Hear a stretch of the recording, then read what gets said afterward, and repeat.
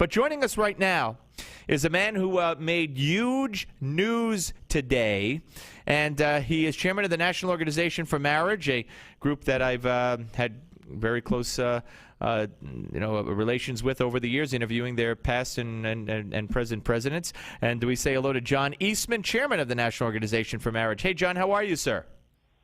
Steve, thanks for having me on your program. Well, it's my pleasure. Okay, you were at the hearings testifying before Congress today, as many people who were representing groups that were victimized by the IRS, and you were talking about the fact that an IRS employee or the IRS leaked Mitt Romney's donor information to the Human Rights Campaign, which is the biggest LGBT organization in the country.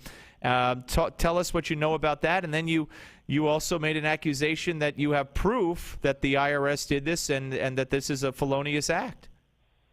Well, sure. And the issue that we confronted is a little bit different than the main focus of the hearing, which was the slow walking of the applications for nonprofit status by a number of Tea Party and other pro-limited government groups in the country.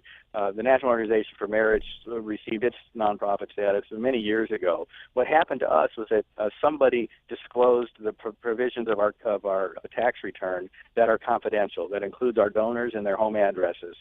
They disclosed it to the Human Rights Campaign. We discovered this last March of 2012, when it was posted on the Human Rights Campaign website.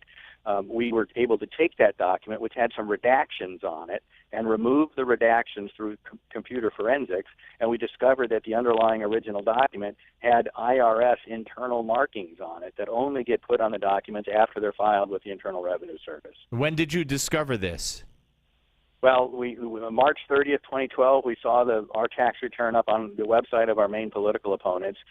Within a few days, our computer analysts had been able to ascertain that this document came from within the IRS itself. And by April 11th, we had filed a formal request for an investigation to the Treasury Inspector General for Tax Administration, and also a separate request for investigation with the Department of Justice, because the illegal disclosure of private tax return information, which this was, is a felony punishable by a $5,000 fine and up to 5 years in federal prison. Yeah, right. And so what happened after you filed these requests for investigations? Well, the Department of Justice said, it's a tax issue. We're not going to have anything to do with it. Keep it over in Treasury. And the Treasury Inspector General began by investigating us to make sure that we hadn't disclosed a copy of our return that had internal IRS documents on it, that somehow we weren't at fault. And then once we were able to prove to them that it didn't come from us, that was the last we heard of the investigation. And that was last summer, almost a year ago. So beginning last August, we filed a series of Freedom of Information Act requests, trying, as is our right, to ascertain the status of the investigation into who committed this felony against us by disclosing our tax returns. And you haven't gotten anywhere to date? It's not only have we not gotten anywhere. The latest response came on May 3rd, and the Inspector General's Office of the Treasury Department advised us that it would be illegal for them to disclose the identity of the culprit against us by the same statute that he violated. Wow. Now, okay, and you have so a person actually told you this? You have the person's name? We have the person's name, and we have it in writing, that the provision of the tax code that makes it illegal to disclose taxpayer tax return information prohibits them from identifying to us the culprit of who did this, because their investigation is also considered tax return information if that culprit is a taxpayer. Now, even if the culprit works for the IRS? Even if the culprit works for the IRS. That is a preposterous interpretation. It's Orwellian is what it is. Oh, my goodness. That is insane. That's insane. If I were to write this up as a script and send it over to Saturday Night Live, they would reject it out of hand as implausible, and yet I have it in writing from the Treasury Inspector General of the United States. We're talking to John Eastman, chairman of the National Organization for Marriage, here on the Steve Malzberg Show. Did you present all the information you're telling me? Did you tell that story at the hearing today? Well, I did, and the most stunning part of the hearing was when one of the members on the Democrat side of the aisle challenged whether the National Organization for Marriage should even qualify for tax-exempt status, because what we do is not in the public good. Right. Obviously, you're a hate group. I mean, let's face it, right? I said, Congressman, it's statements like yours that have empowered the IRS officials to do what they have done here, making judgments about which policy positions further the public good in their view, rather than in the view of the citizens that have organized to oppose their government. Good for you. Do you remember which Democratic congressperson it was? I do remember which Democratic congressman it was. His name was Blumenauer. Okay. Now, and who asked you if you actually had the proof? Was it Ryan? Yes, Paul Ryan. Representative Ryan. Yeah.